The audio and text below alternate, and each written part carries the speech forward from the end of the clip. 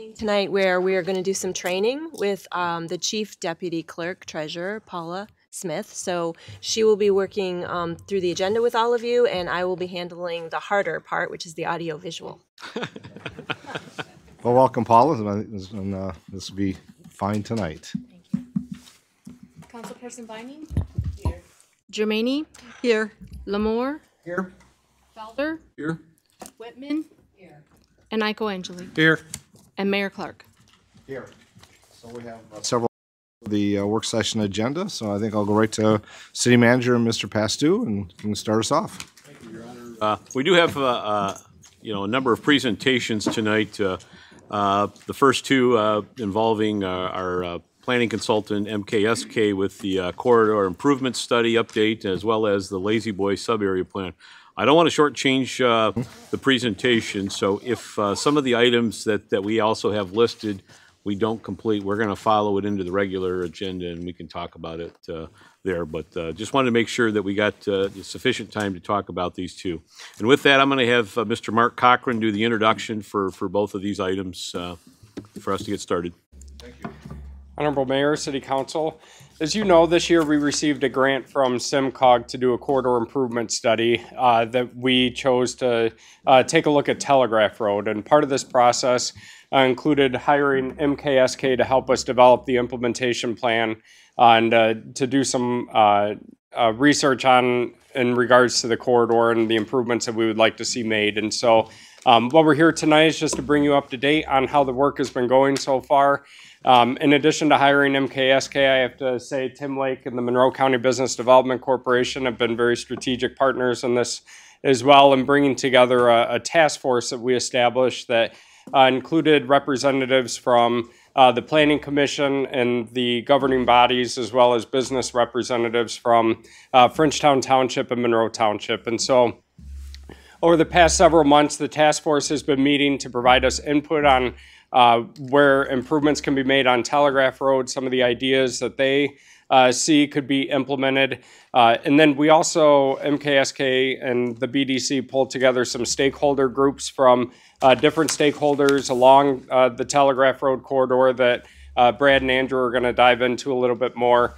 And then we also did a bus tour with the task force, and thank you Lake Erie Transit. They gave us one of their buses for the day, and we drove on a very cold, snowy day along Telegraph Road to look at some of the sites and to actually drive the corridor, make some observations, and provide some input to MKSK as they put together the plan as well. And so part of this process through the data gathering, in addition, we've had Mannequin Smith working with us on a lot of the traffic study patterns. And so I don't want to steal Andrew and Brad's thunder any more than I already have, and I'll turn it over to them for their presentation.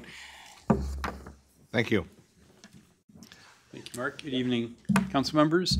Brad Strader from MKSK. I'm going to sort of start us off. And again, as Mark said, we are representing the team that the city selected, working with the county and the townships on Telegraph Road, and also in the team, Gene DeZerny from Mannequin Smith, traffic engineer, that's looked at a lot of the traffic information. And we've got a couple slides on that tonight, but she's done she and her firm a full detailed traffic analysis. And then also Land Use USA, Sharon Woods, who's in the past did the target market analysis for residential. And she's been looking at the market feasibility for the corridor and also for the Lazy Boy project. So the things we're going to cover, this is an abridged version of, we had a task force meeting this afternoon that had a 60-some slide show, so we've edited that down, but if there are things we go through a little too quickly, we do have more detailed slides, or be happy to answer questions as we go, and we're fine taking questions as we go instead of at the end.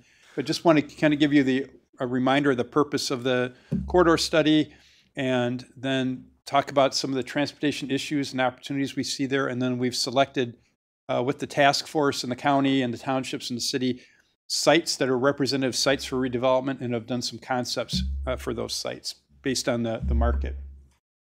This is the overall study area. So it's focused primarily on the properties that front along the corridor. So we're up a little bit north of Walmart and Mall Drive and Frenchtown Township, and then going south about a third of the way into Monroe Township down to Dunbar Road, and then in the middle is the city. And mostly frontage properties, but we're also looking at the, sort of the neighborhoods and pedestrian and bike and vehicular connectivity or connections to the properties, especially residential on either sides of the businesses that front along Telegraph Road. And some of the goals from the committee that were outlined when you made your request to SEMCOG to fund it were improving safety and operations for vehicles, but also pedestrians and bicyclists traveling along and getting across Telegraph. Also looking at redevelopment potential and how to improve the image or aesthetics of the corridor, all to try to have a unified corridor in the future. And one of the outcomes the city and the townships and county were looking for is the possibility of a corridor improvement authority, which would be sort of like the DDA you have for the downtown, but could potentially have tax increment financing authority to generate funds to make some of the improvements that you'll see shown in some of these illustrations. So Mark mentioned we did a bus walking and driving tour on a cold day. We should have held that off till May probably. But we had a lot of good participation. We've had a couple meetings with the task force representing businesses, some residents, and people from all three communities, SEMCOG and the county. And we are going to be setting up a meeting within a couple of weeks with staff from MDOT to go over some of the concepts. So in particular, if there's some transportation concepts you want to make sure that we really promote that you see tonight that you like, or other things you want us to think about and talk with MDOT, let us know today, or let Mark or Vince know that in the next few days so we can add that to our agenda with MDOT. But we did do stakeholder interviews of some of the people that operate apartments, developers, business owners and operators, and agencies along the corridor. So we had some, I think, pretty good discussion with them, and there was a lot of support that you don't always find in these corridors for making aesthetic improvements, looking at improving safety and aesthetics by closing driveways even, improving the image of the corridor, adding landscaping, and especially to improve the walking conditions, sidewalks, and the ability for people to walk and cross along Telegraph. And there are some things, our focus is what to improve along the corridor, but we want to acknowledge there have been a lot of things that are positive along the corridor in the townships and the city. And these are just some of the examples where there have been some intersection improvements made, investments in the park. The city's has plans already for making additional upgrades to the park. The work that you've done on the Lazy Boy site, in particular, some of the new developments that have gone in that have a higher quality of development than some of the developments that were done 10 and 20 and 30 years ago. And then still the reason that you wanted this study done is there are things to improve. So pedestrian and bike traffic, mobility and safety, the aesthetics along the corridor. Lots of the corridor just appears to be sort of tired and in need of some reinvestment and image building. So those are some of the things that we've been kind of focusing on. As I mentioned, Manick and Smith's done a thorough traffic study. So they went out and took traffic counts and turning movement counts, did a lot of traffic analysis, have also plotted out all the crashes and looked at operations and where the pedestrian and bike activity is and so forth. And I've managed to get all that work they've done down to one slide here. But basically just to hit the highlights. So the volumes along Telegraph Road in the center area are about 33,000 cars a day on the 5-lane road. And then it kind of trickles off a little bit on either end to just a little bit below 20,000 vehicles a day. So that's a healthy amount of traffic, but it's well below what the 5 lanes could accommodate. But there are a couple of places where the traffic operations have some delay that is kind of right on the edge of being when people start to complain. And they call it level of service. And the two intersections are shown on there. Like the Stewart intersection is the major one that has, sometimes you'll get to that intersection and the light turns red and then you sit through the light and it turns green and you may not always get through the green light. And so that's kind of where things start to break down. So we have that intersection and the intersection just south of the bridge are the only two that have some operational issues. So they've been looking at ways to change the signal timing, or are there some modest things that can be done to improve operations there. But the good news is all the intersections all along the rest of the corridor operate pretty well. We do have a couple places of high crash concentrations also shown on the map with those kind of big starry symbols there, and those are also the two intersections that have the highest volumes of turns, so that's why you have higher crashes there. I think at M50 there's 50 crashes over a 3-year period, so you have about 15, 18 crashes a year, so that's one of the higher crash locations in the county. And then up at Stewart is the highest crash location in the county, or used to be. Some improvements were made in the last few years, and the crash rate has gone down there. And then down at Dunbar Road is the third spot that has a relatively high crash rate, mostly related, most of the crashes at these three intersections are related to people turning left, so left turns at the intersection, which is pretty common what you see. And then another part of transportation, in addition to the motor vehicles, is looking at non-motorized pedestrians and bikes. And so this is a map that shows gaps in the sidewalks. So the green line is where there are sidewalks now, and it's not really saying anything about the condition or the quality of the sidewalk, but just that sidewalks exist. And you can see most of the corridor, about 70%, doesn't have any sidewalk, especially in the two townships, with a couple of spots at intersections where there are sidewalks. But in the past, the townships had not really required sidewalks when new development came in. So part of the thing they're looking at in this project is maybe that's something we need to start requiring and putting in non-motorized paths. And then within the city, we've been looking at how do we make the sidewalks a higher quality and trying to fill those gaps in. And one of the reasons that sidewalks are important is that almost 4,300 people live within a quarter mile of telegraph. And a quarter mile is the distance people are pretty comfortable walking. We saw people out there walking today, even on our bus tour when it was really cold, people bicycling and walking along the corridor, trying to cross the corridor. And so it's quite a number of people that basically live within a 5-minute walk of Telegraph. So the idea is not just to make it easier for people to walk along Telegraph and bike along, but get people from the neighborhoods that are within a quarter mile, eighth mile, maybe some even a half mile, to get them to walk and bike to Telegraph instead of having to get in their car. So we've been looking at how do we improve the system, not just along Telegraph, but our task force brought up today, well, how can we have better connections from some of the neighborhoods east-west routes to get to Telegraph. And then access management. Access management is a way to improve safety and traffic operations and flow for pedestrians and bicyclists by trying to reduce the number of driveways along the corridor. Every time you add a driveway, you're adding conflicts and potential to increase congestion, increase accidents. And so there was a study done by MDOT about 8 or 10 years ago by the Cordino Group out of Louisville, Kentucky, that MDOT funded and looked at the MDOT standards, and they had a lot of recommendations for driveway closures and relocation.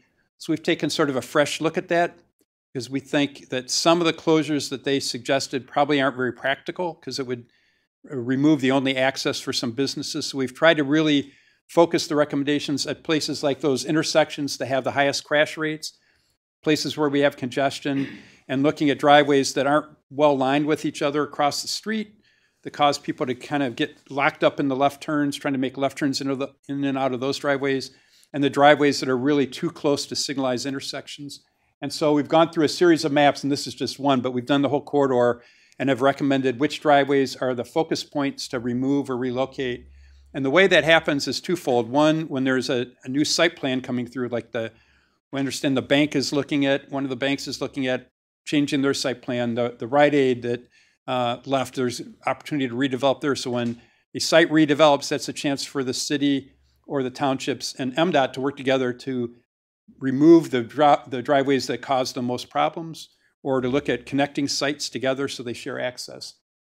The other idea is if MDOT at some point goes in and reconstructs the road, that's also a chance to consolidate it all at once, remove some driveways. So a lot of the access management recommendations are based on MDOT standards and the previous work, but we're just trying to take maybe a shorter term look at it and give you some better guidance when you or the Planning Commission has a site plan and staff know which driveways we think you should focus on.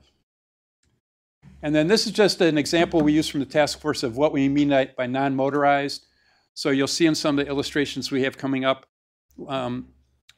sidewalks are generally going to be shown on one side of the street and a shared pathway on the other side of the street. Shared pathway is where bicyclists and pedestrians kind of share a 10-foot wide pathway, paved pathway. It would be nice if we had enough room to do that on both sides of the road, but because of the cost and because of the limits of right-of-way, we really can't fit that in on both sides of the road in most cases, so we're recommending a particular side in different segments of the corridor. And then one of the things the task force asked us to look at was putting in a median along Telegraph Road. So medians have a lot of advantages. One of them is they improve aesthetics. They reduce crashes by 40 to 60%. They help traffic flow.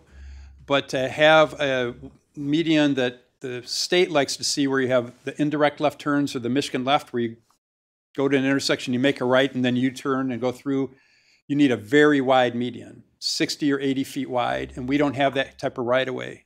So instead, what you'll see in the upcoming recommendations are some medians that are kind of replacing the center turn lane, where we don't need a center turn lane, and they would look more like the illustrations on the bottom two photos there, where you take a 10-foot lane and you put in a median there, replacing where you don't need, there's nobody using the lane to turn, and that can be a place to get pedestrians across the street, and also helps improve aesthetics and can slow vehicles down just a little bit to make it a little bit safer for the pedestrians to cross. And you'll notice on the drawing, and we've got it on some drawings coming up, in that photo on the lower right, it's called a Z crossing. So you notice, if you really look at that, the pedestrian crossing isn't straight across. It kind of crosses one side of the road, and then it goes parallel to the road, and then crosses again. And that's intentional, because when you have a narrow median, you don't have a lot of space, so that when pedestrians use that type of crossing, they then kind of get eye to eye with the driver. So the drivers pay more attention to them. They're looking at the vehicles, and also gives us a little bit more room in that 12 feet. If you have a group of people, like we saw teenagers today, 5 or 6 kids walking together, and that gives them a little bit more safe room to congregate, or people with bikes have a little bit more room to have the bikes. So that's the kind of recommendation we're showing for the pedestrian crossings. So putting all that together, the access management and the pedestrian bike and some of these medians, we put together an overall plan view showing what we would do along the corridor. And I'm just going to show in this presentation some examples, the kind of hot spots or good representative examples. But this is a map, and we have a series of maps that show how you lay it out along the entire corridor. Any questions so far on the transportation parts of things?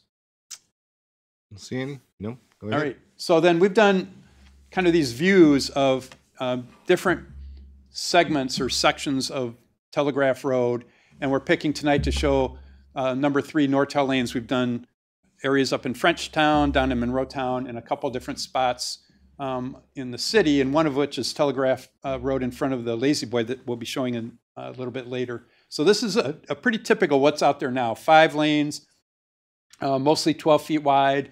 The right-of-way in the city is mostly 100 feet wide, and this is the segment where you have sidewalks. And so we're looking here to maybe have this shared pathway that would allow pedestrians and bicyclists to share the space along the road. Our task force did say, well, what about bike lanes within the road, within the curb to curb, but the volumes are really too high, the speeds are too high.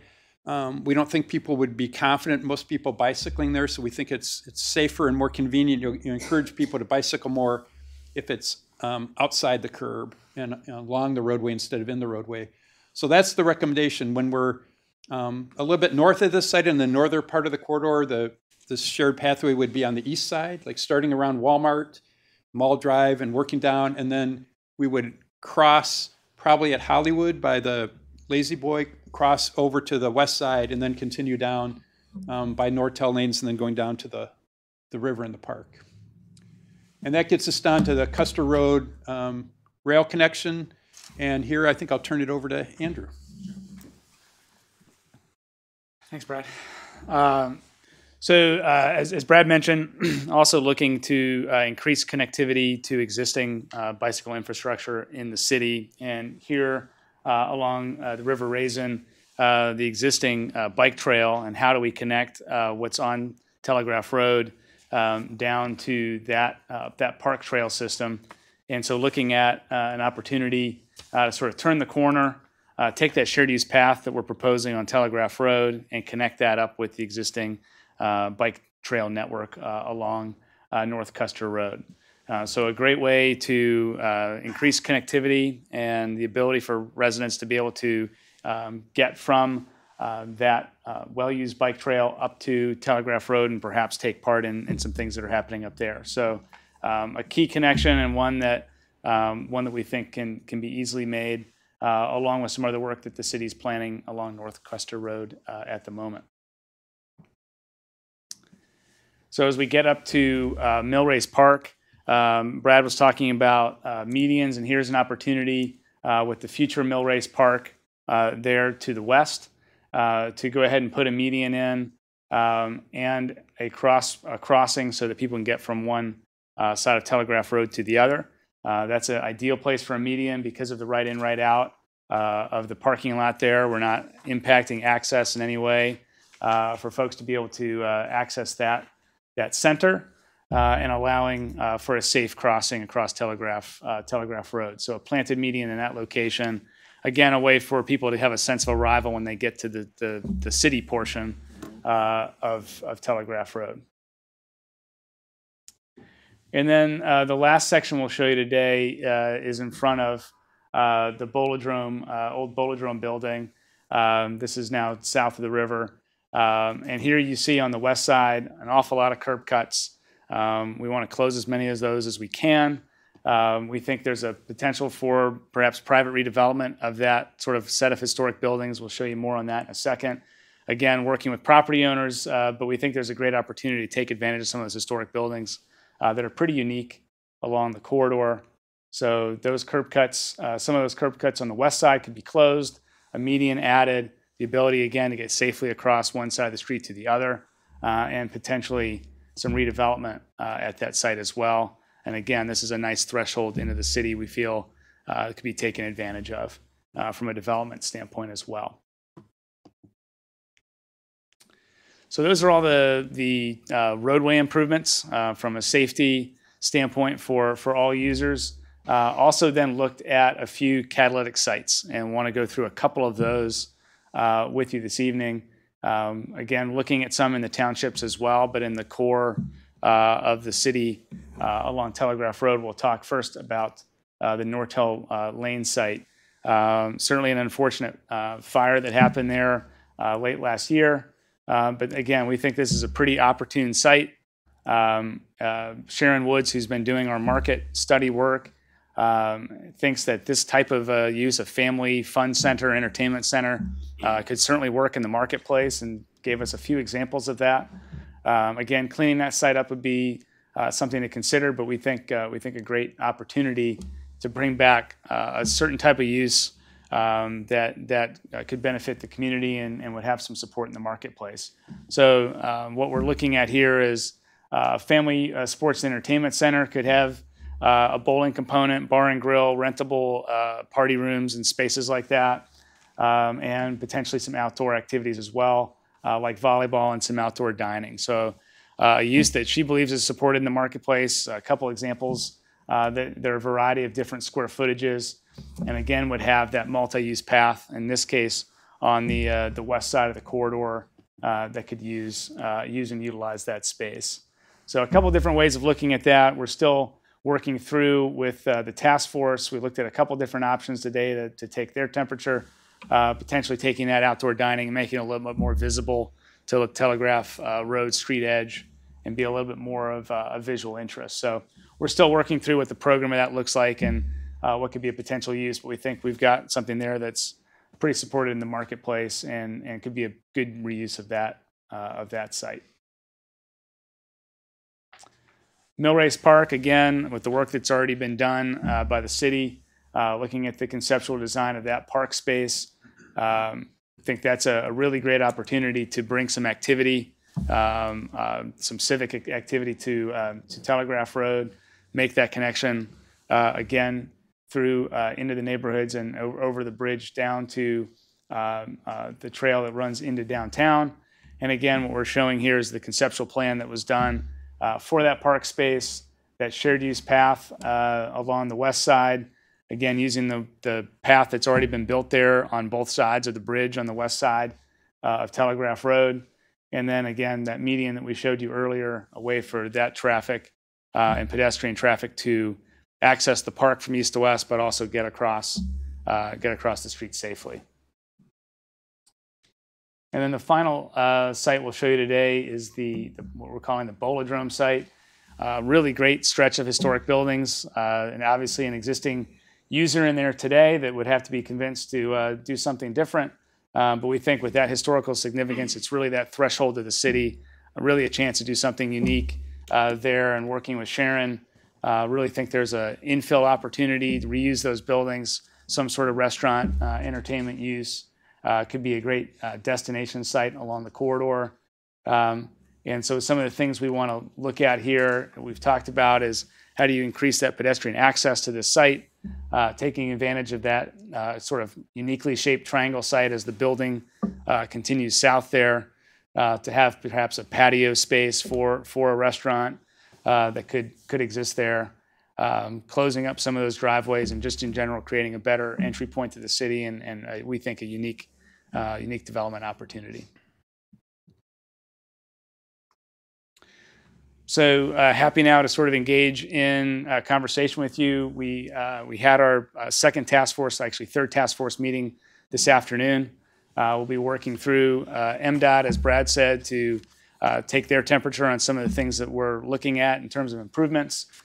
Townships are going to do their outreach as well to get people's input. And we're going to take all of that information here in the next couple of weeks and start to develop refined concepts and ideas, and then getting into implementation recommendations. So that's our next step, and happy to entertain any questions or thoughts that you might have. Andrew, I know there's a lot of information there. I'll look to council if there's any questions right off, or thoughts or comments. See any? Don't see any. There's a lot of information. I appreciate the fact that the task force or the group has met a couple times and continue to meet, and that it appears there's partnerships looking at the full perspective of the corridor, because I think that's what's going to make a difference and keep on that vision of what's benefit for all. So that's good. Okay. Andrew. Thank you, sir. Is this presentation going to be made available to members of council so we can absolutely. review? Yes, Mark has a copy of it. Mm-hmm. Okay. As much as I would like to, it's kind of difficult to, in the 20 seconds the slide is up there, trying to assess how it's going to affect my 3,000 residents.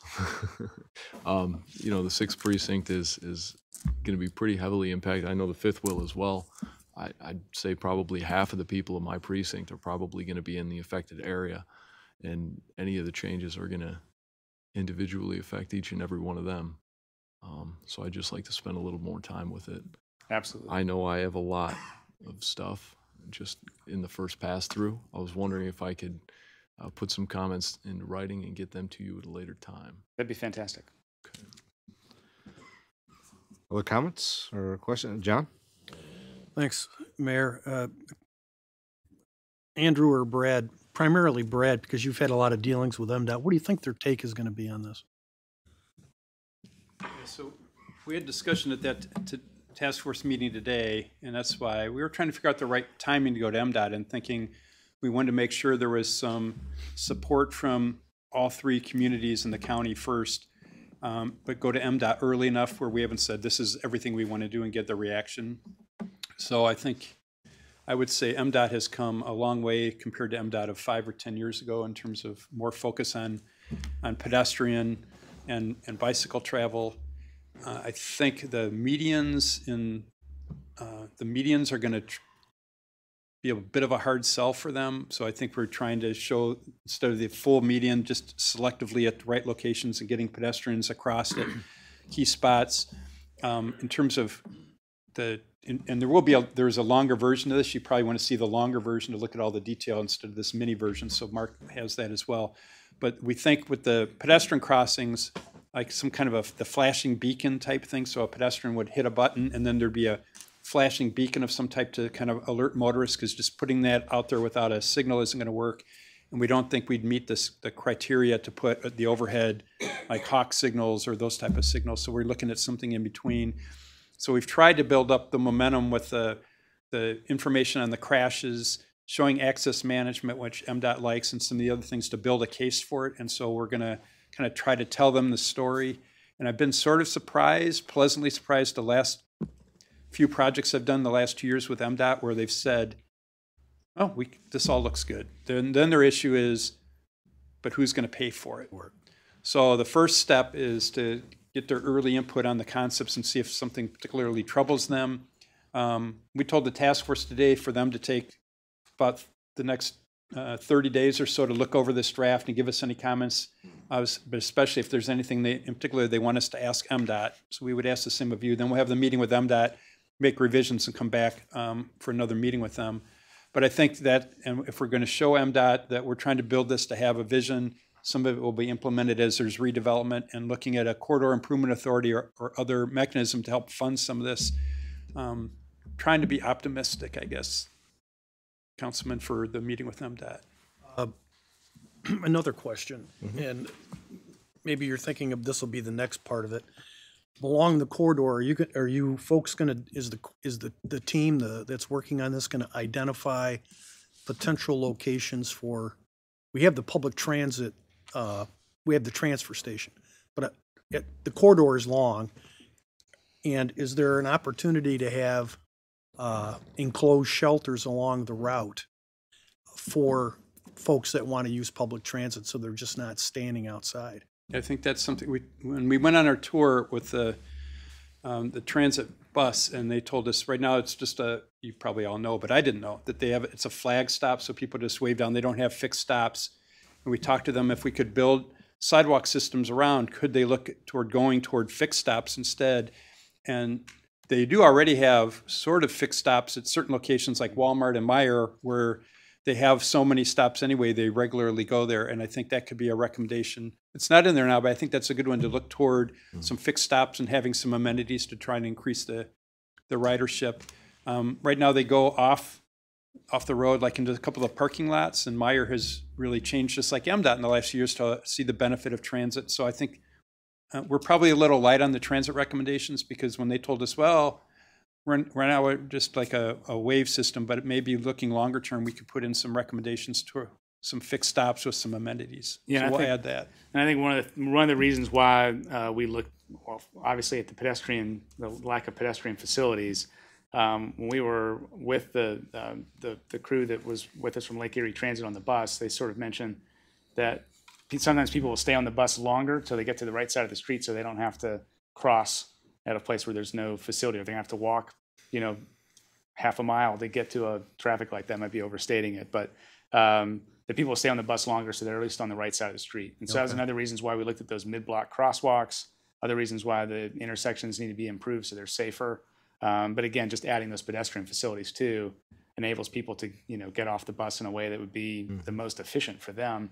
But from a safety standpoint, they're staying on there longer. And in fact, I think he even said that they're buying vests for people to wear as they walk to the bus stops where they are flagging folks down, because it is so dangerous. There aren't sidewalks that connect back to those communities that are adjacent to the corridor. So clearly more needs to be done there. So there are, I think, fixed locations, and that there's pedestrian access for folks.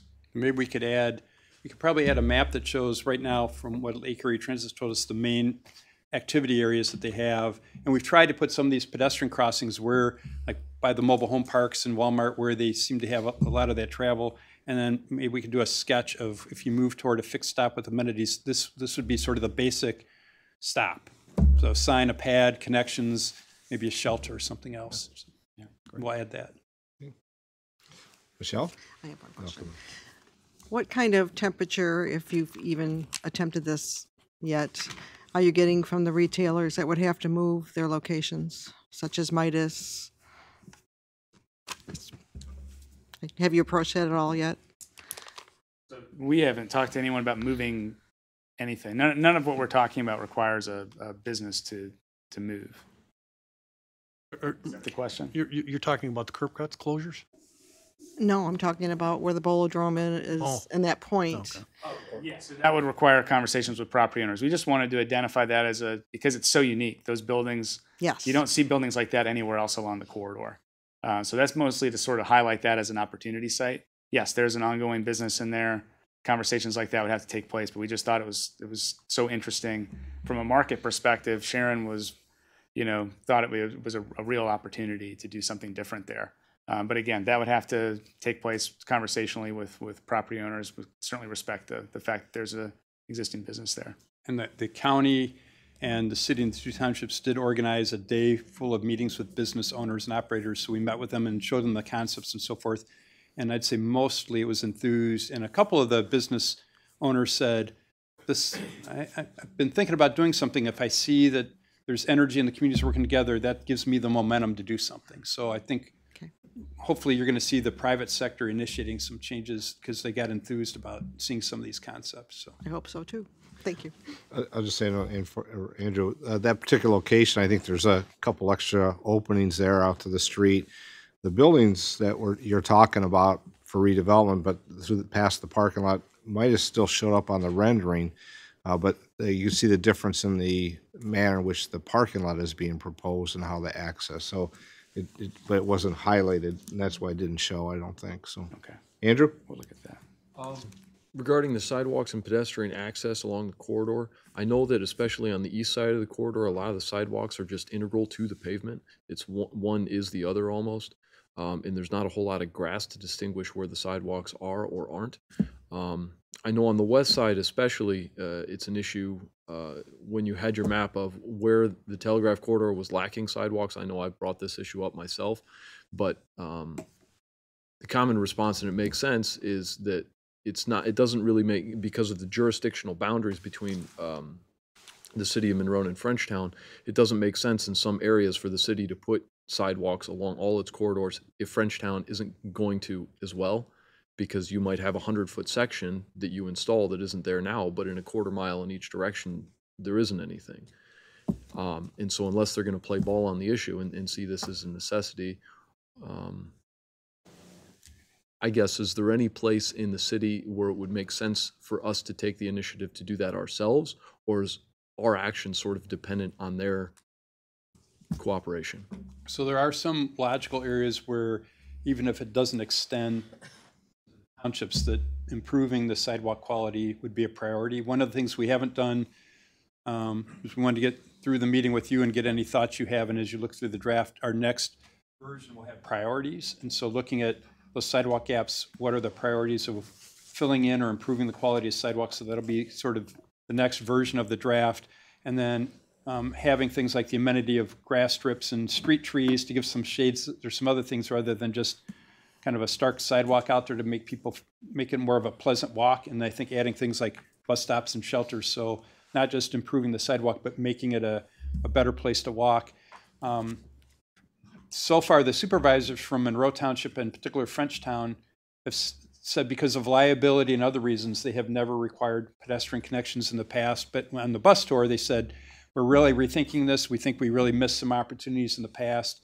And if we had a do-over, we would look for non-motorized. I don't want to put words in their mouth, but I think there's more support, particularly in Frenchtown, in Monroe Township, maybe for part of the corridor to do it, but the areas closest to the city. So I think that's one of the reasons probably the city and SEMCOG wanted to do in the county a unified plan to get some support. And I think this process has led to more support for sidewalks in the townships than in the past. Well, I'll keep my fingers crossed.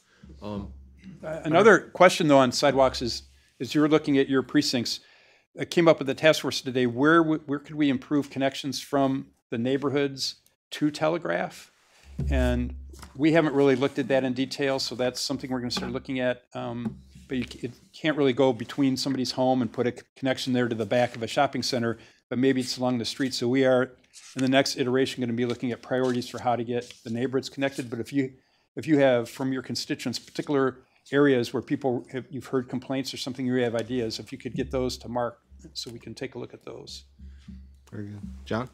Yeah, I think the issue to me on the sidewalks is, it'd be great if the townships put sidewalks in, but I'm not going to, it shouldn't deter our policy to make sure that we have sidewalks along Telegraph Road, because our portion of Telegraph Road, when you get behind it, or, behind the commercial, you have residential neighborhoods. Mm-hmm. So it makes sense in the city to have sidewalks along Telegraph. Now, when you get over by Walmart and up by Meyer, it'd be nice if they had sidewalks, but those properties extend all the way back to the rail line, the railroad. So they don't have any residential back there. We do. So I think from a priority point of view, at least we should, in the city, have the shared pathway and the sidewalks, because it's part of the neighborhoods. It provides access to the neighborhoods. Even where it's non-contiguous? Yeah.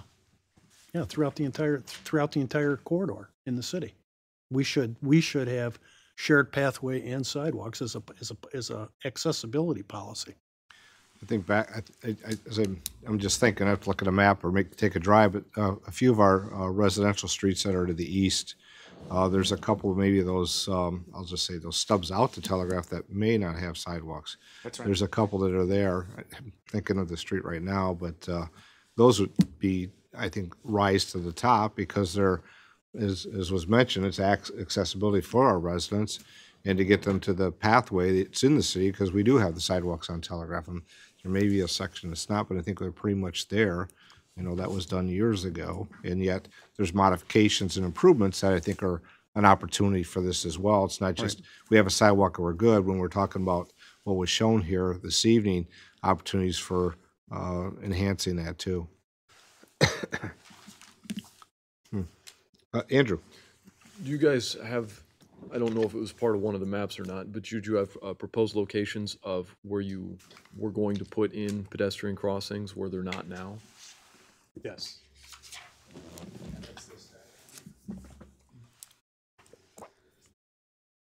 So the main spots we have, so ideally the pedestrian crossings would be at a signal because that's the safest. So we're showing enhanced crossings like at Hollywood and other places where there's a signal.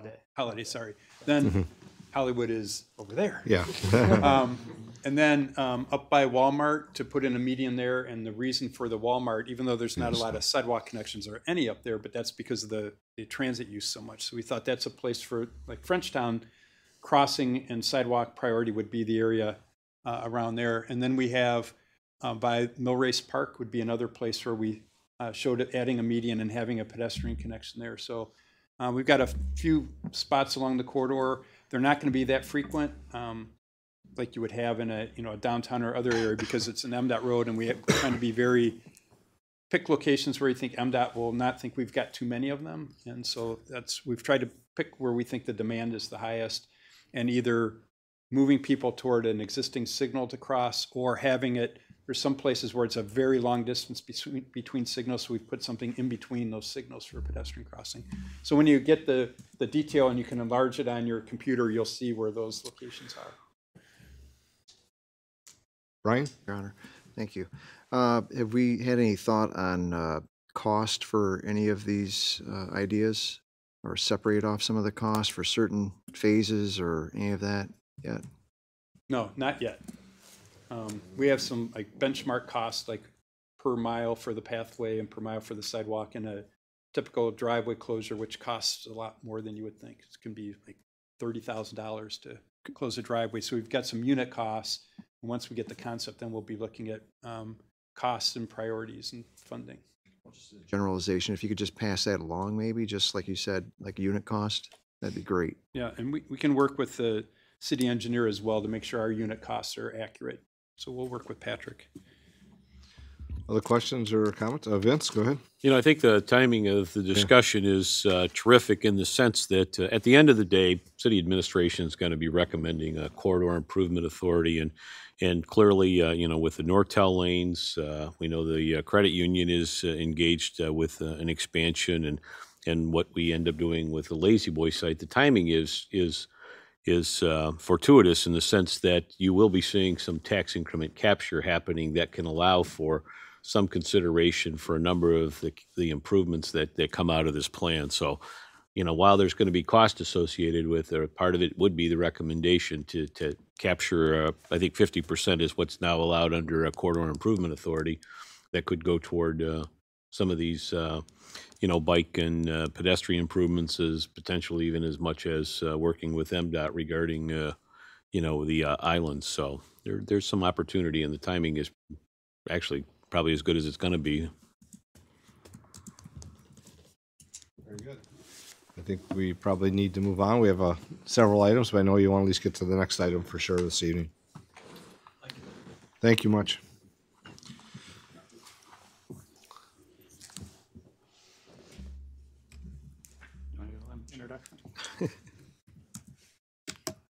So the next presentation, while MKSK is here, is sort of a recap and a review, and then a final presentation on the Lazy Boy sub-area plan that we've been working on for some time now.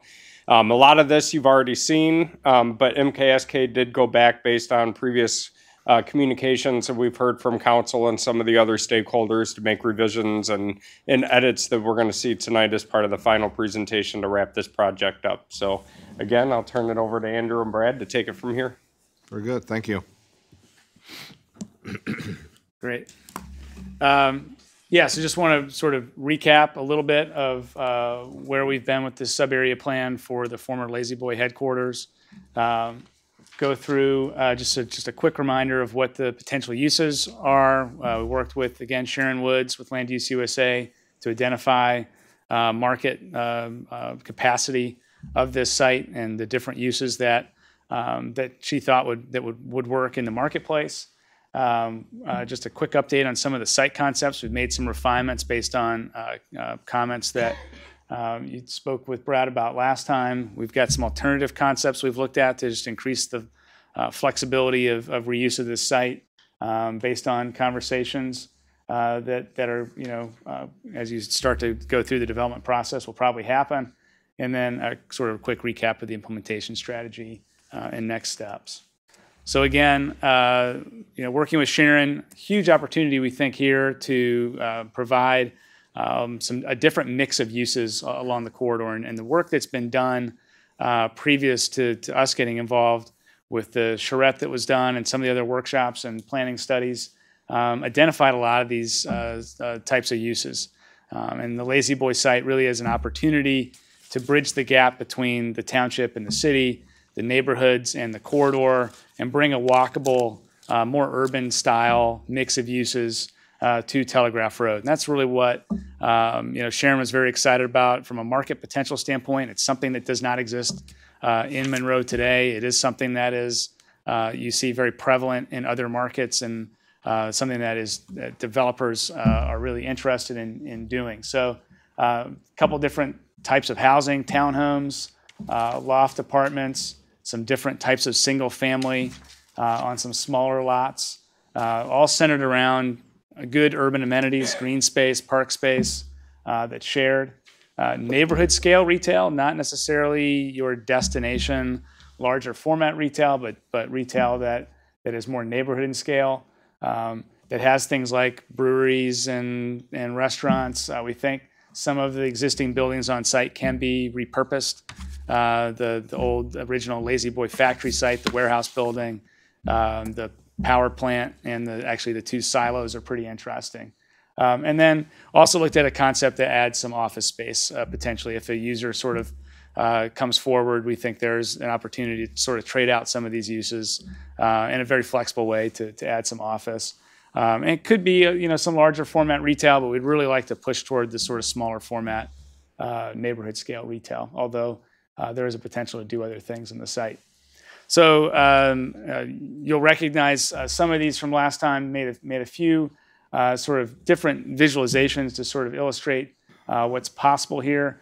And again, it's a mix of uses across the corridor.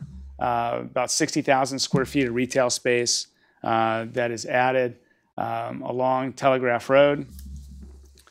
And then that open space running through the site, opening up Mason Run, and adjacent to those older buildings on the site that can be reused. So again, retail going back to sort of townhome, loft apartments, and then finally to some single family as you get back to the neighborhood edge of this.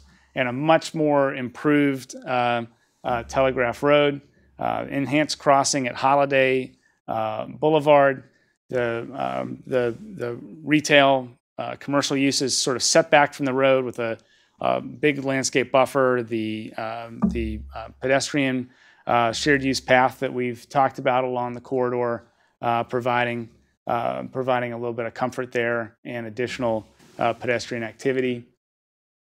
And then the second option would add in potential office toward the back end of the site. So again, a little bit of flexibility there. If an office user presents themselves, we think that's something that can work as well.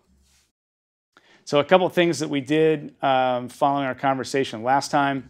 You're sitting here at the intersection of Holiday and Telegraph looking into the site.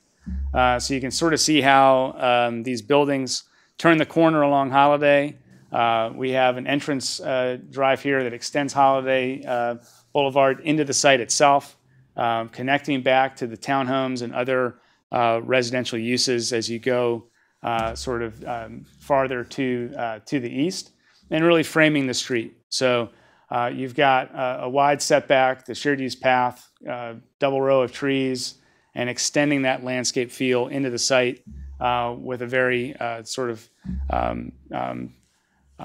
neighborhood feel street. So the parking is to the back, the street edge is faced by building, and you have a very inviting entrance to potential new development here.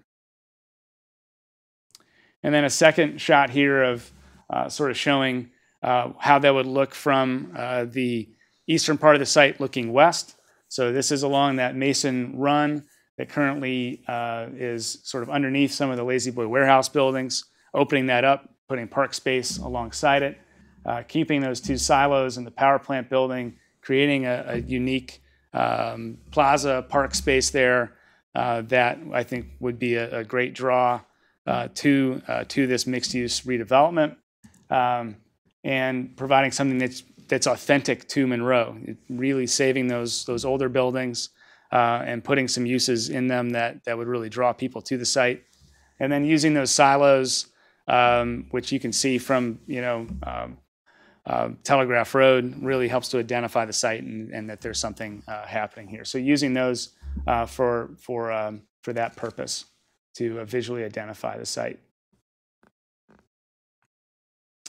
We've also looked at some alternative concepts that look at different retail formats, just to show that other formats could work, to have ultimate flexibility depending on the development marketplace. We really advise that the first two options that have that mixed use format are really the preferred option. Different ways of looking at different square footages. If there's a desire to have alternative B, for example, has sort of that mid junior anchor size retail building that we could make work on the site, as well as something that's big box, but we really want to advise that we think pushing toward the mix of uses that we've shown in these other concepts is really the preferred piece. The big box uses already exist up and down the corridor. There's certainly places for that to go, but wanted to show that this site does have some flexibility depending on where the marketplace takes this from that standpoint going forward through implementation. So we've got a set of recommendations from an implementation standpoint. Plan for a great corridor, I think, is already happening.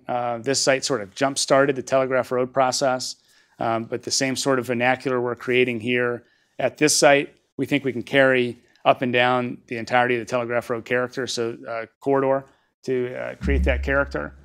Plan for a great place, really saving those older buildings is something that really can help to cement that place. Creating that park space is really important. The incentive toolbox is key. We've talked about a TIF potentially for the corridor. This site's also in the opportunity zone, so that's a big incentive there.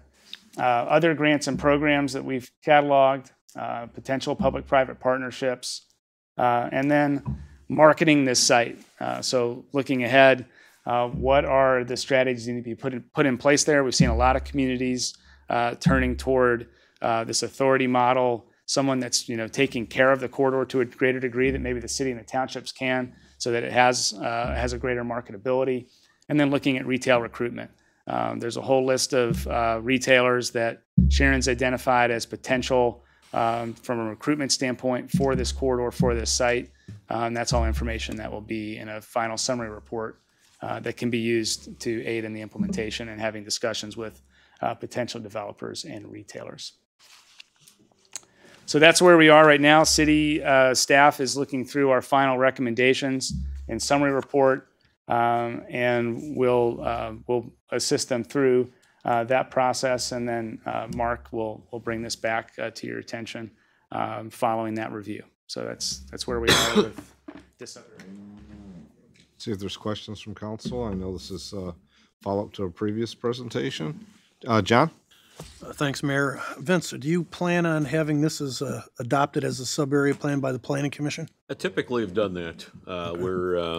We've taken and had them adopt it and actually incorporate it as part of the master plan. At least that's been my experience with sub-area plans, so. Okay.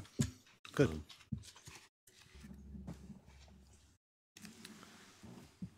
Other questions or comments? Like the options. Thanks for the alternatives. Thank you. Don't see any. So I'm sure there may be follow-ups from this and reviews, and we'll make sure we get those funneled through appropriately. But appreciate the continuing to work at that and see some of the drafts as they form, and especially the Mason Run and opportunities. You talk about place and opportunities in meeting commons type area, but also the residential retail. It's all great. Yeah, our pleasure. Thank you very much. Yep, thanks. Very good. Traffic, there's a lot of detail. Gene offered to be here tonight, but I thought then we'd have 40 minutes of traffic. Thank you. If I went anything too light, it is all in there, and just ask questions and through Mark, and we can get you answers to those too. That'd be wonderful. Thank you. Thank you, guys. Brad, thanks. Mr. Pastu, I think we still have time for some of your items. Your here. Honor, next item we have, Chief McCormick is going to provide a presentation regarding a report management system that a number of law enforcement jurisdictions in the county have been working on. I think we're at the point where we're probably ready to move forward. Chief? Very good. Good evening, Council. Charles McCormick, Chief of Police. Also standing here as the chairman of the Monroe County Chiefs Association, which is kind of where my, I'll say, journey began in this project a couple of years ago. So I'm going to talk a lot about RMS system. I just wanted to put that out here first. What is an RMS system? It's, for us, it's our record management system. We currently use a system called Quick Forms. We've had that system for almost 20 years. Developed around 2000. I think we implemented it here in the city in 2001. It was developed by a member of the Monroe County Sheriff's Department for law enforcement agencies in Monroe. It's what we write our police reports on, our formal reports. Currently, all 7 law enforcement agencies in Monroe County uses it. The only one exception is the Michigan State Police. The creator, Captain Ortolano, is retiring from the Sheriff's Department, and at a Chiefs meeting one month, a number of years ago, 2 years ago, he mentioned that, this thing was built on a 3.0 platform of .NET. I really didn't know what all that was at the time. I still don't know if I really know what all that is, but to put it in some scale, Windows 10 computers right now are at a 4.7 platform. So pretty soon the system was just not going to be sustainable. Basically had a sunset date associated with it, where we wouldn't be able to run the system in the cars, maintaining it through IT. So we needed a new RMS system. So a local committee was formed through the Chiefs group. I chaired that group. We had representatives from every law enforcement agency in the county. We had the Sheriff's Department, the City Police, all the municipal chiefs they had a representative, the Monroe County Prosecutor's Office, IT, and Central Dispatch. And really, when we got in the room and said, what is it we want, we all had a very similar goal, and that was to create an all-in-one system. When you look at like the monthly report that I put out every month, it takes me about 5 or 6, sometimes 6 different systems I go into to gather all that data. And the biggest issue is none of those systems talk to one another. So we wanted to, so we formed this group. An RFP is drafted. We send it out. I think we receive just shy of a half a dozen respondents from vendors that this is what they do in the public sector, is create these platforms. We held demonstrations locally. We traveled to Hillsdale, Michigan, Kankakee, Illinois, Rome, Georgia, a place that actually had these systems live running in agencies. We unanimously came back, these subgroups that came back from these trips, every group had a user member, someone who uses the system on a daily basis. In most cases, there was a supervisor because there's different reporting systems in that we wanted to look at. Came back with this company, Central Square, which provided what the group felt and what we feel is the best system and meet our needs for a law enforcement records management system, jail records management, a JRM, Central Dispatch CAD 911, and it is integrated with the prosecutor's office. So everything we do between those two is paperless, and they can talk back and forth through that system for requests from the prosecutor's office. Again, it's an end-to-end automation, CAD, which is our computer-aided dispatch, 911, records, mobile, jail, analytics, mapping. These are just some of the, they've actually got kind of a neat, if you go to Central Square, their video, it's reminds me a lot of Monroe. When the Central Square is when you look at a downtown of a municipality, you often will find a courthouse, law enforcement, city hall, a jail complex, so that, and it basically can provide for any one of those. There's a civil management, a financial, administration. At this point, obviously, we're at CAD, 911, records, mobile, jail, and analytics. Again, we wanted to provide a unified solution across the county. Every agency will be involved in this: law enforcement agency, prosecutor's office, central dispatch, and the jail. It was very much a collaborative effort to getting all of those parties to the table and deciding to go with this vendor, but understanding the benefits of it. In this bottom one here, the sharing the resources and the lower overall cost to the communities, certainly the city, but with the benefits, and we're going to see that here shortly. We looked at the system to increase our efficiency. Everything from 911 to technology messaging very soon, you're going to see where you'll be text 911 type capabilities. Reduce time spent entering data from our backend, from our records management. We enter warrants. It's a tedious process, but it's meant to be, to get that information in there and then double check to make sure that we're inputting the right type of information into a system, but that's going to be enhanced through this. Again, optimizing our technology. Central Square, they'll be bringing in their own servers. County IT will have some maintenance features to those, but that onus is on this company, so that kind of relieves IT of a lot of those headaches. And again, for us, sharing the cost and the resources. So it's a $1.24 million project. The cost for the city out of that is $96,000, so just less than 8%. I've got it broken down here for all the law enforcement agencies. It's $605,000. Our portion of that, again, $96,000. The jail portion will be funded through that system, and the computer-aided dispatch CAD is through 911. So a $1.2 million really investment and improvement in public safety here that we're paying, less than 8% for. And again, with that record management system, mobile data, AVL, the automatic vehicle locations, e-citations, mobile mapping, reporting, the Michigan crime reporting. The micro was another big issue with our current system. And not that we're not sending the correct information, but there's a means there to modify that information once it's up through the Michigan crime reporting. So say we close a case, we're not certain, because of the way these two systems aren't really talking to each other right, that we're getting credit for closing those cases. So we think we're going to get a much more accurate number with this new system.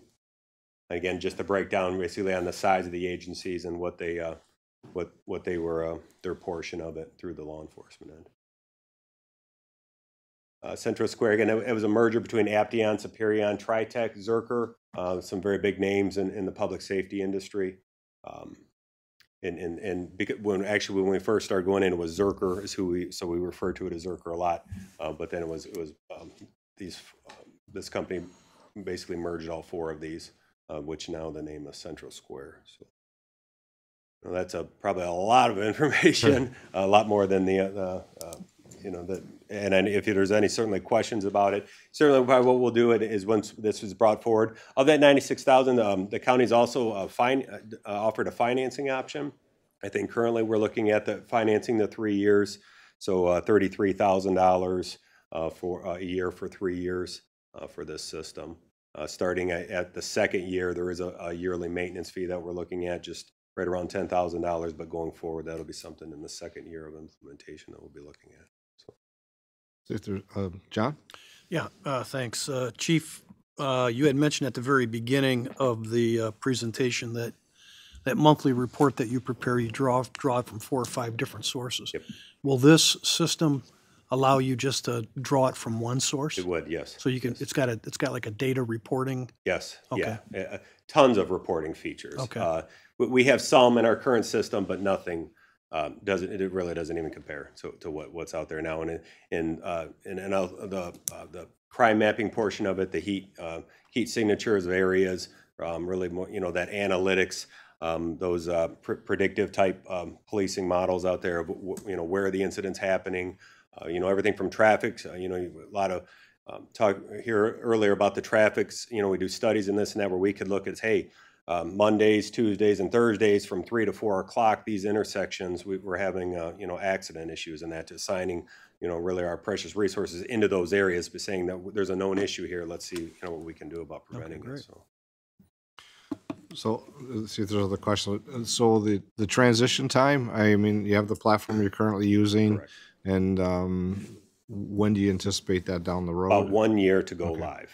Okay. And obviously, it's closer to that date, or maybe once we go live, I'd really love to bring it back and to show the council that some of the features that it'll have that'll really enhance the way we do public safety here in this community. Will there be opportunities for, with right, I would say, considerations of jurisdictional sharing of information, or is that based off of maybe a particular incident or recognition? You talk about boundaries, and people don't recognize what that is, and yet there might be benefits to know what's on the other side. Sure, and that's kind of the beauty with this system. Something that we've had with quick forms, but just at a greater volume. And the big thing is through CAD.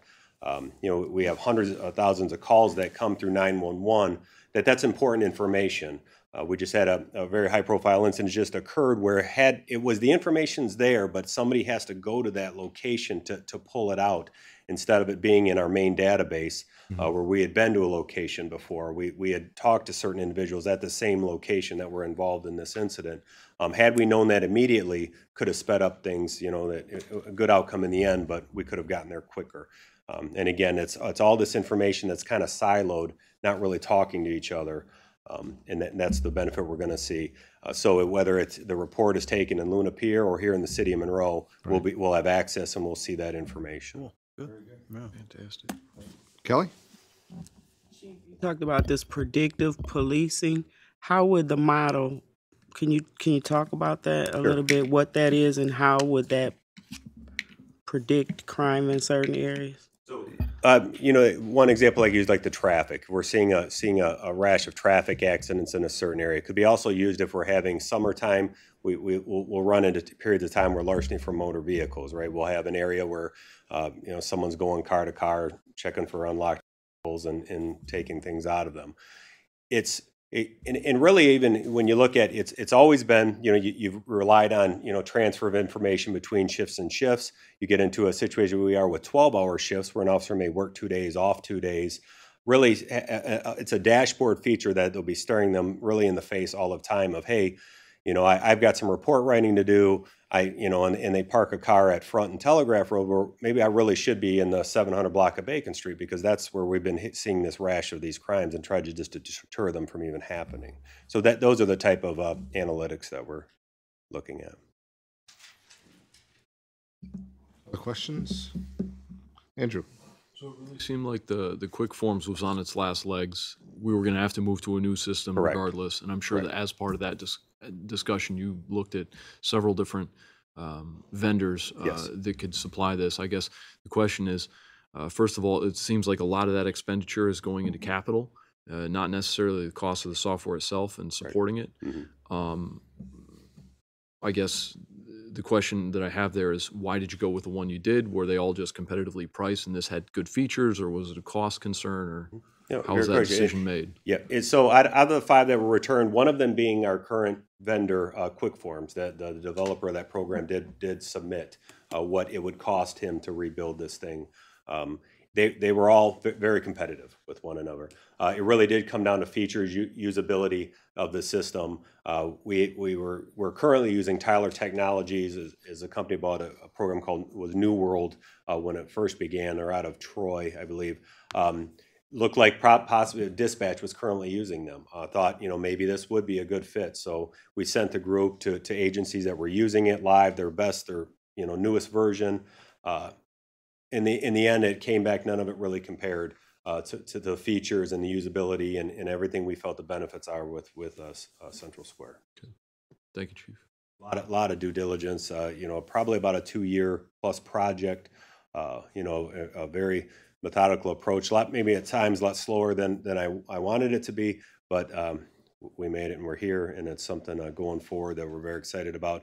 I don't even hesitate to say, I think we'll be the first county in Michigan to have all of these units on the same platform in a database, dispatch, jail, in a records management system, all on one platform. Just a tremendous amount of data and features that'll just, in my mind, no doubt, create a better public safety model here in the Monroe. So. Well, thank you. Vince, I don't see any other questions. I just want to echo what the chief was saying as an administrator, and it kind of goes to Councilmember Felder's inquiry. I'm not sure if I've ever seen a better process from a quality-based selection process than what went with this exercise of having all of the stakeholders engaged in it, a really thorough review of the vendors, and coming up with what I think is, as the chief said, probably, I'm not aware of another county in the state of Michigan that's going to have everybody on the same network as this. It really is truly a pretty remarkable system for us to go forward with.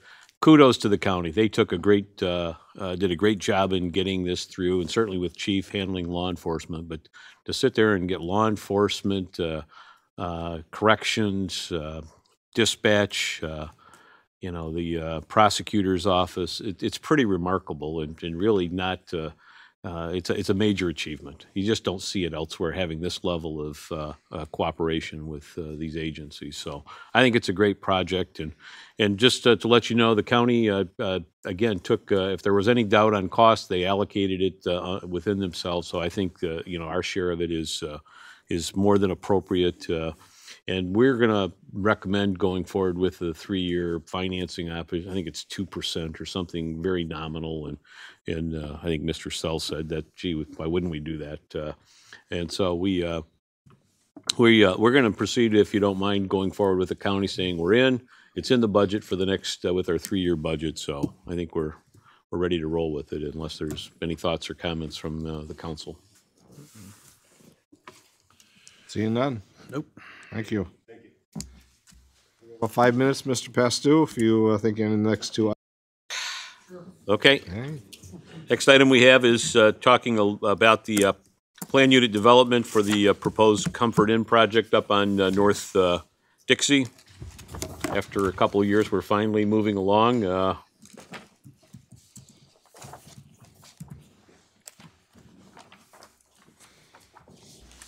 Mr. Mayor, members of council, Jeffrey Green, Director of Community Development. 1150 Turns Drive or Comfort Suites isn't familiar to you. I'm going to say Knights Inn, and that would probably identify the site that we're looking at. The Comfort Suites project is one which has taken considerably more time than we had anticipated. In fact, I think Councilman Lamore spans from Planning Commission to the council now looking at the same project. One of the things that came up, and one of the key issues, has been the exterior finishes, but we'll go right to the site plan. The area on the right, which would be the east side, is the proposed new hotel. The vacant area on the left of the drawing here is a potential area for additional development, which might be a restaurant. The developers are looking at that. And of course, the north side, the small area, is the Taco Bell that faces Dixie Highway, comes off of Turns. And so these projects we've finally seen the last couple of buildings go down at the Knights Inn. They're cleaning up the site. And, but as I said, one of the key issues that has come about was the exterior finishes of the proposed hotel building. Continually, the applicant had put in a significant amount of EFIS, which is the exterior insulating finishing system. It's kind of that stuff that's referred to as drive-it commercially, but it kind of looks like stucco. They wanted to use quite a bit of that on the building, substantially more than is here. The city manager, myself, the planning department, we've had numerous conversations, numerous meetings with them, numerous conversations, phone calls about the exterior finishes. They did add the corner entry area area with a portico share where you drive through. A lot more masonry and stone on the buildings. They're going to have a polychromatic paint scheme on the rest of the building. So again, at this point, we were willing and ready to take that to the Planning Commission. At their meeting on Monday night, the Planning Commission reviewed the proposed plans and recommended that this come back to the City Council, which it will be at your next meeting. We wanted to bring this opportunity to show you a little bit about the site and the project. That way, if you have questions coming up before the next meeting, we'll be able to address those for you. Oops. There it is. And this is just the main floor plan, very standard in most hotels. You're going to have a breakfast area, and you're going to have the lobby area, some additional community rooms and those kind of things. And then the upper floor would be the remaining 3 floors going on there. It's going to be a 4-story project. So again, back to the elevations. I'd be happy to answer any questions if you have them at this point in time. There may be questions. I'll start. I know it's been shared with us, but the room count is varied, but. I knew you'd ask that as soon as you said. I want to say it's in the about 68, I believe, if I'm not. I know it's been adjusted in sizes and stuff, so. Councilman Lamore has a. We're in the 60 range 60. plus. Okay. All right. I'll see if there's other questions from council. Clearly, as you said, it's 4-story. The renderings are here. You're looking for us to make any comments back through the administration if there's something that inquiry comes up. And you're saying that's coming back in April, is correct? That will be coming back that will be on your next meeting. Yeah. And basically what you'll do is be sending it back to the Planning Commission, authorizing them to go forward, because it's going to require approval of a PUD agreement and a PUD plan, as well as a rezoning for that site. And that would be rezoned to PUD. So you'll be seeing this again, so there'll be opportunities to comment on it. But again, we wanted to bring it up tonight so that in case you had questions and wanted to look at it before the next meeting, we'd be able to find those answers out for you. Brian. It's really a question for you, Jeff. Maybe it's more for Pat, but I know that Turns is in pretty bad shape right now, the street. And I guess the only thing I would ask Pat would, I don't know how far we are along with MDOT and considering getting Turns redone. Because yes, city manager question, because maybe it's a large simply because process. you put in a new project like this, and all you have is basically a gravel road out in front. Yeah, city manager. That's probably going to have a conversation maybe April 1st or April 15th work session for that whole MDOT interchange discussion. But I'm going to look at Mr. Lewis. I think we went far enough. We did some improvements to Turnus last year. I think that where the curb cut will be is where the new pavement is, so they won't be driving on substandard road at that point. So a couple other things. I think Council Member Iko Angeli kind of mouthed, is this a brownfield? And the answer is yes. There was a brownfield related to the demolition of the old Knights Inn property. It's taking a while for it to come down, but it's a work in progress. And I think from an elevation standpoint, when you look at the east elevation, that's what's going to be facing I-75. We really wanted to have that a little more pronounced in its appearance. And the west elevation would be facing Turnus. The north elevation facing North Dixie. And candidly, the south, I don't think we gave a whole lot of consideration because it'd be facing an industrial park area. So, but that was some of the thought behind it. I think you got almost up to 50% of brick for the elevation for the yes, project. we went over 50%. They were, again, it was quite a bit of debate with them on that, and they were, and of course they're looking at dollar numbers and those kind of things. So we were trying to work with them as much as possible to come up with a design that's acceptable here as well as for them. The council, we also are about 5 or 7 minutes out or so. I guess 12 minutes out, but don't have to leave until there's any last questions. Just real John? quick, I noticed that there's obviously there's more pages. Is there a landscaping plan with this? Yes. Okay. That too. All right. Absolutely. Thanks. Very well. Thank you, Mr. Green. We have another item left, but I think we'll see that coming at the start of the meeting.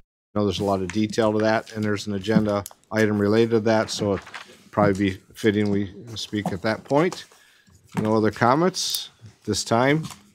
I'll close the council work session, and we have about 11 minutes for the meeting. Thank